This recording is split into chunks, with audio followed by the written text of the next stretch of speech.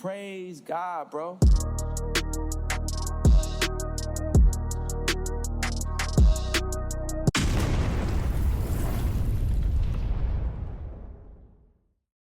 Hey, what's going on, sports fans? It is yours truly, TJ Jones, and welcome to the Gumbo Pod Sports Podcast, where we talk about some of the hottest topics in all the sports. Really do appreciate your time. Before we get started, I ask that you subscribe to the channel, make the channel grow, and if you're on the fence about it, hopefully by the end of this podcast or this episode, you will hit that subscribe button, but also hit the like button and share this video. But let's go ahead and talk a little bit about Wildcard Weekend. Let's go ahead and get started about that. Wildcard Weekend is in the books. We now know the teams that are going to be a part of the divisional round.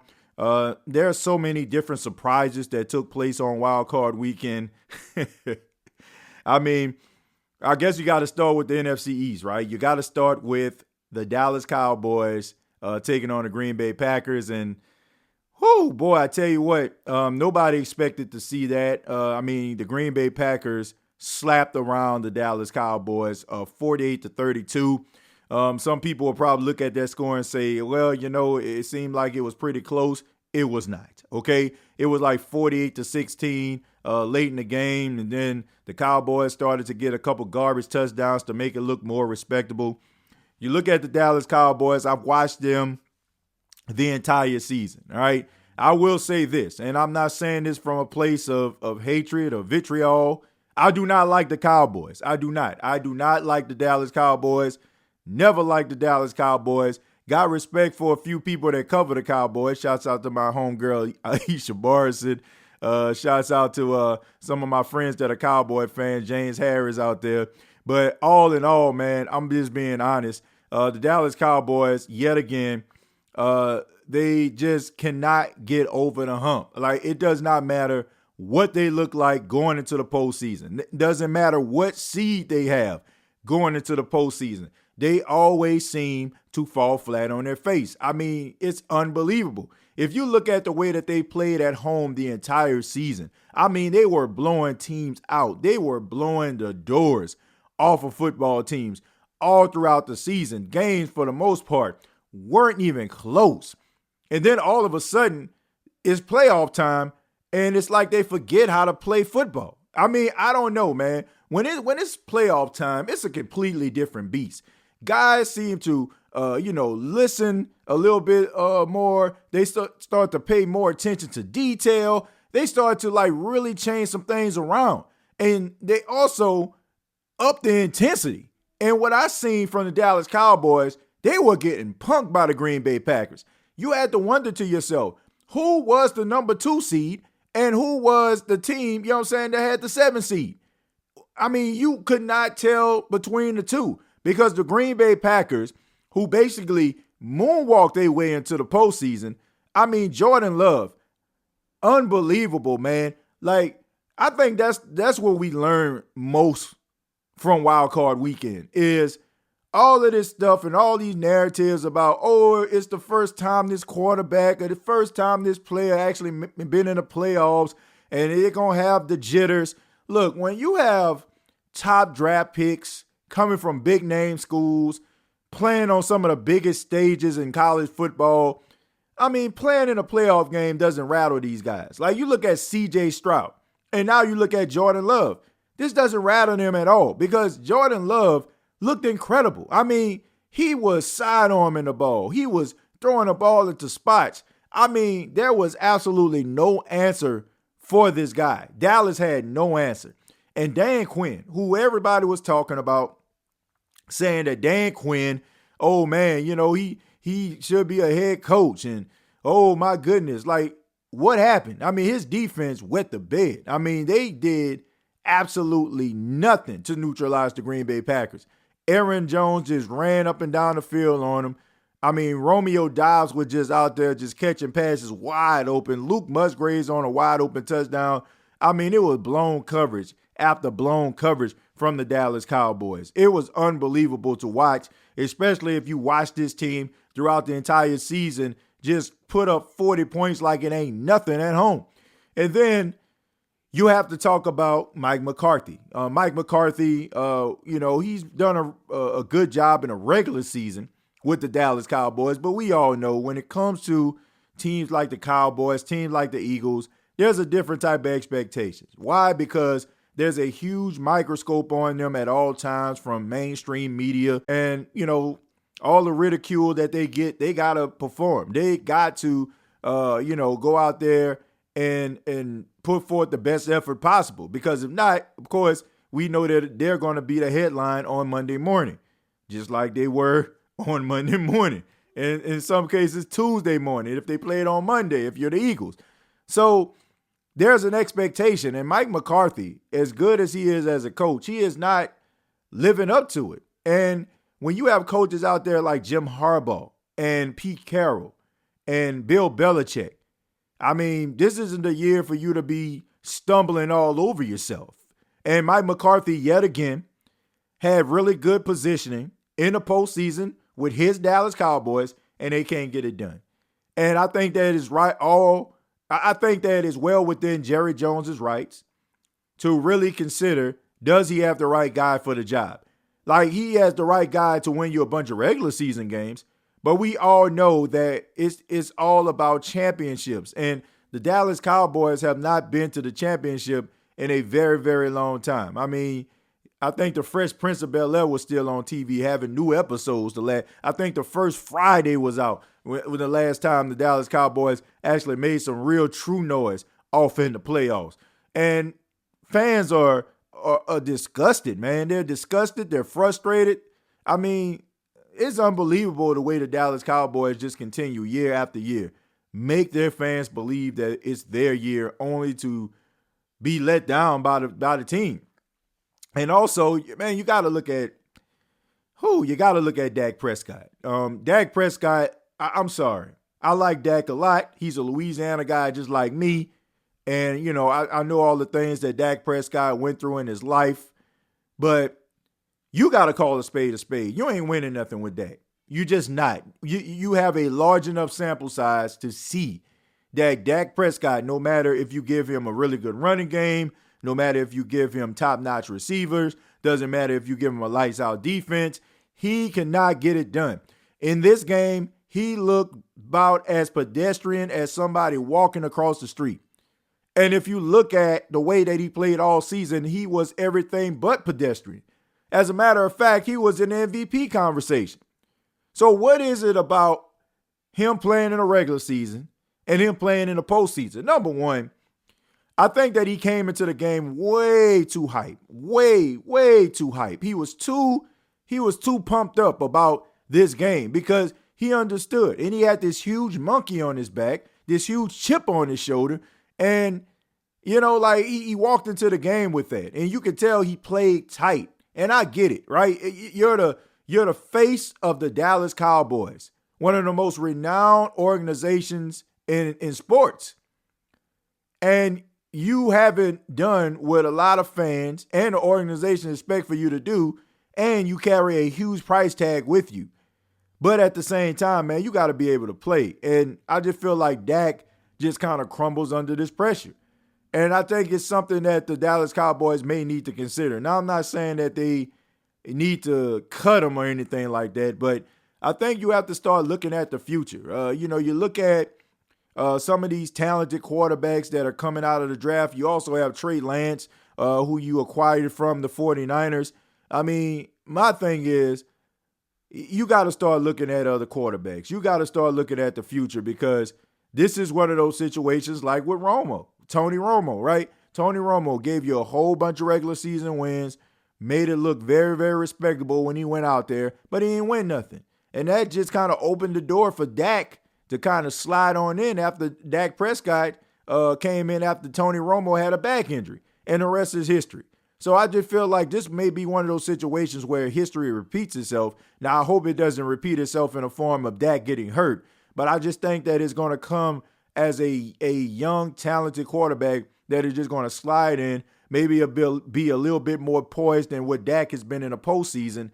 And I think that they're going to move on from him eventually. But look, this is very, very disappointing. Like I said, I do not like the Dallas Cowboys, but you got to feel for the fan base of the Cowboys at this point.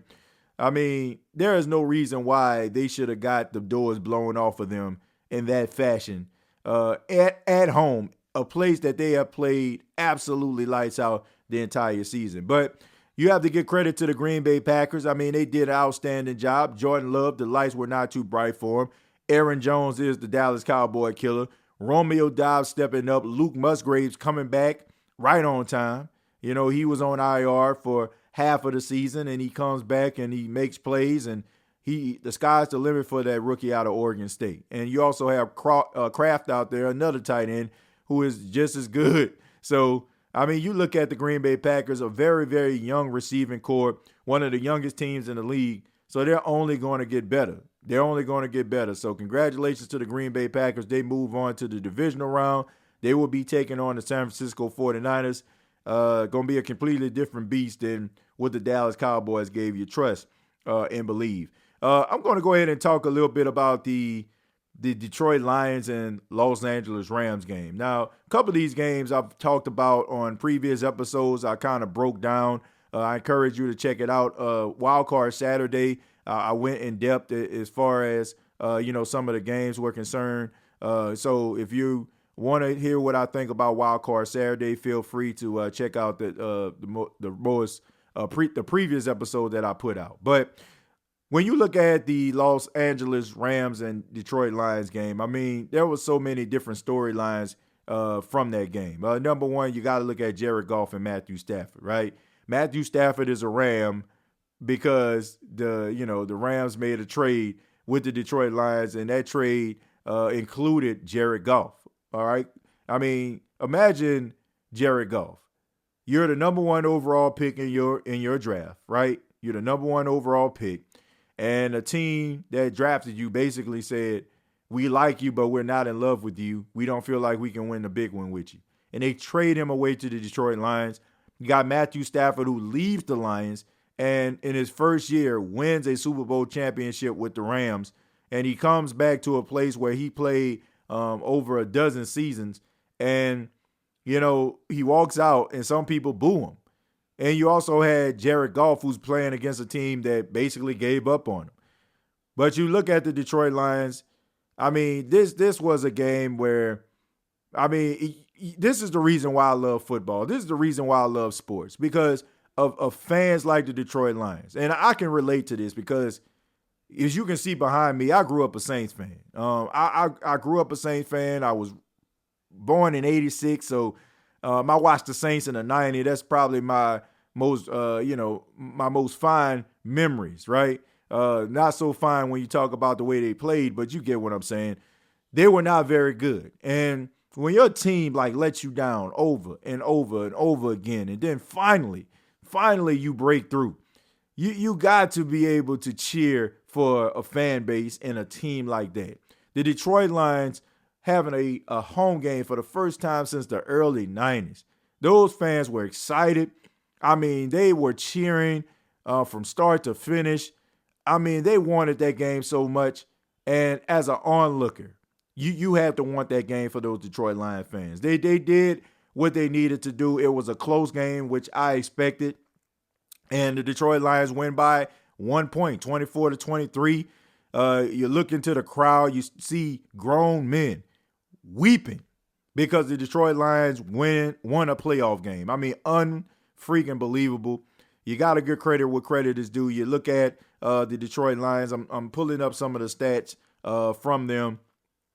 Detroit Lions, you look at Jared Goff, 22 of 27, 277 yards and one touchdown. So, I mean, he was pretty efficient throughout the game. They ran the ball. They didn't run the ball relatively well, but they ran the ball enough in order to, get their point across. Then you had Amon-Ra St. Brown, who actually caught the reception to seal the deal. I mean, they got pressure on Matthew Stafford. A lot of people thought that Matthew Stafford almost got knocked out or would have been knocked out of the game. And, I mean, if you look at the way that it looked like he was out on the ground, you have to start questioning some of this concussion protocol stuff. You have to wonder to yourself, how in the world did he come back into this game. But I guess it's the playoffs, so it's a completely different beast, right? We just not going to do concussion protocols to its fullest. But I digress. But all in all, the Detroit Lions, they got the job done, and they get another home playoff game. And we'll talk about the team that they're going to play a little bit later. But the Detroit Lions getting it done, moving on to the divisional round, giving their fans something to cheer for. I mean, this is clearly the true underdog story of the postseason. And I think if your team is not in the postseason, I'm pretty sure you're probably going to be rooting for the Lions, because the Lions are a team that I feel they remind me of that 2006 New Orleans Saints team. You know, when Drew Brees first got signed by the New Orleans Saints, Sean Payton became the head coach, and you know they weren't very good defensively, but they did some things offensively to win football games, and they found themselves in the NFC Championship game. Now, they didn't win against the Chicago Bears, but you know, it just showed people that this was the start of something special. And you know, of course, we know what Sean Payton and Drew Brees did throughout their time with the Saints. This is looking and feeling like what the Detroit Lions are looking like right now, which is that 06 New Orleans Saints team. But congratulations to the Detroit Lions getting it done, moving on to the divisional round. Next game, got to talk about the Pittsburgh Steelers taking on the Buffalo Bills. First off, Mike Tomlin walking away from the podium when someone asked him about his contract. That was a straight up boss move. Look, man, Mike Tomlin is going to be a Pittsburgh Steeler. I mean, if I was a football player, I would want Mike Tomlin to be my coach. I mean, the guy is just the epitome of a leader. And I think that the Pittsburgh Steelers fans love Mike Tomlin. I think the players love Mike Tomlin. And I just think that it's just right to see him, you know, in a Pittsburgh Steeler hat and jacket once again. He is the longest tenure head coach in the entire National Football League since Bill Belichick is no longer with the Patriots.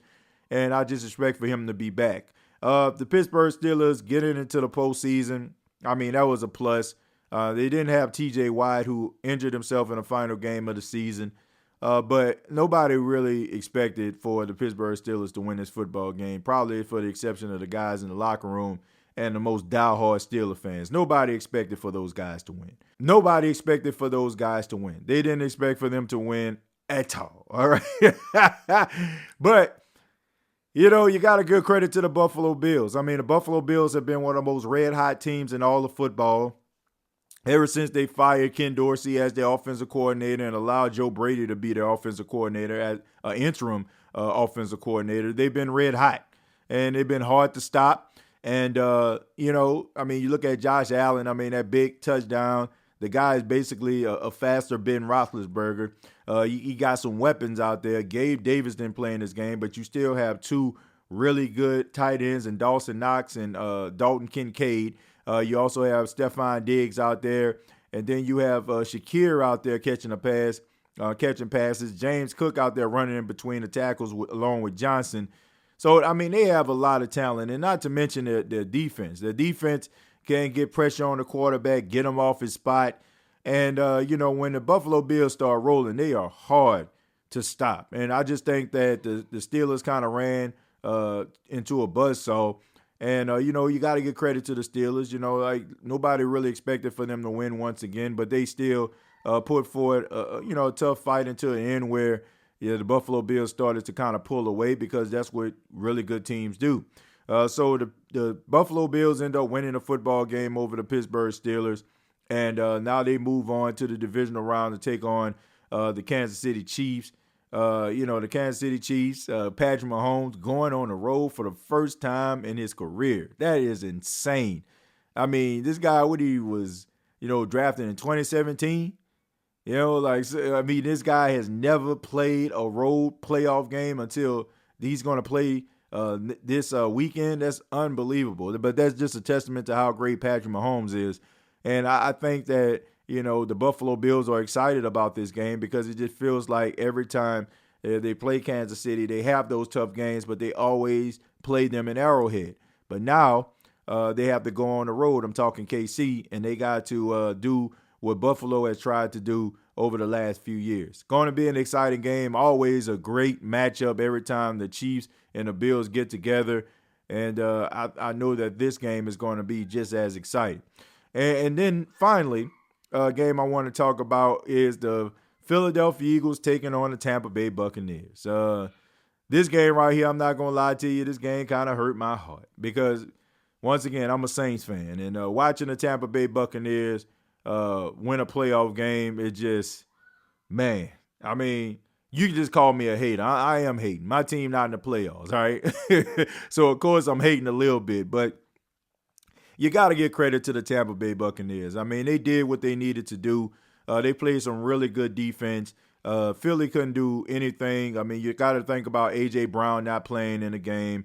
All you had basically was Devontae Smith. You was relying on Julio Jones until he got knocked out with a concussion.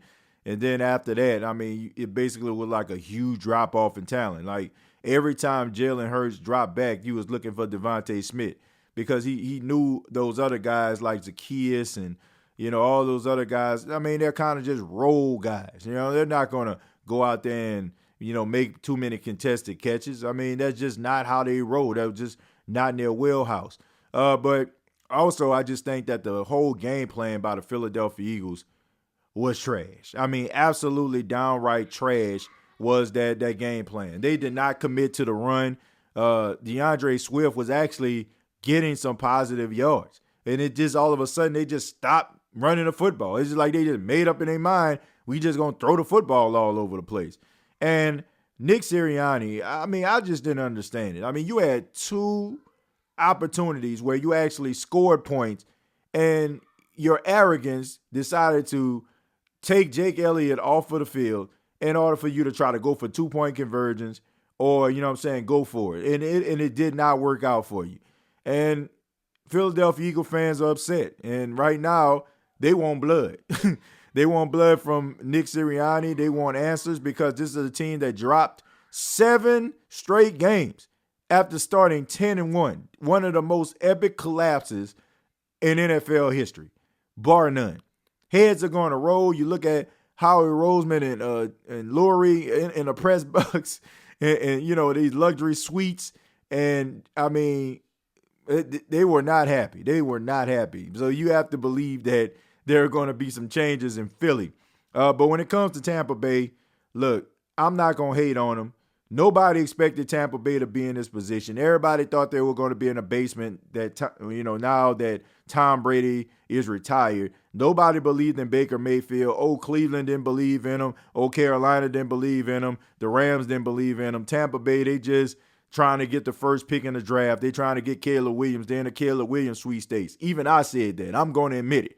But Tampa Bay, they exceed expectations. Yes, they play in a sorry division, and yes, their overall record in the regular season isn't that appealing. But they still did enough for them to make the postseason, and they won a playoff game. Now, this sets up for a huge matchup. Tampa versus the Detroit Lions should be an exciting game. I'll talk about that game as we get closer to the divisional round weekend, and it should be fun to watch. So, congratulations to the Tampa Bay Buccaneers. Did what they needed to do. Baker Mayfield was wheeling and dealing. There were a lot of passes that could have been big gains that guys dropped. And Baker Mayfield, he was dialed in. So it's good to see Baker Mayfield, thriving. I mean, look, he may play for Tampa, but it's just something about a guy that everybody wrote off and said that he's not good enough. And now he's out there just playing and living up to his potential. So once again, congratulations to Baker Mayfield and Tampa Bay Buccaneers. They will move on to take on the Detroit Lions. But I would love to hear from you. What do you all think about Wildcard weekend? What were the biggest surprises to you? What do you expect for the divisional round? Before I go, I forgot to mention this. Got to go ahead and talk about some of the matchups. I didn't mention the Houston Texans because, of course, once again, that was a part of the Wildcard Saturday edition of the Gumbo Pot that I talked about in detail. So check that out. They will be taking on the Baltimore Ravens in Baltimore. Baltimore is the number 1 seed. Of course, they had a first-round bye. The Green Bay Packers will be taking on the San Francisco 49ers, who also had the number 1 seed in the NFC. They had a first-round bye. Then you have, of course, what I just mentioned, the Tampa Bay Buccaneers taking on the Detroit Lions. And then finally, you have the Kansas City Chiefs taking on the Buffalo Bills. So that is divisional round weekend. Should be exciting. Those teams are trying to fight to see who is going to be in the AFC and NFC championship. And the Gumbo Pie Sports Podcast, we here will be giving it to you, no matter who it is, all right? But thank you so much for checking out the Gumbo Pie Sports Podcast. Please subscribe to the channel, youtube.com, search Gumbo Pie Sports Podcast, and also check out articles that I've written on gumbopodsports.com. And also you can follow me on X at TJAY Jones 8. Till next time, I'll see you down the road.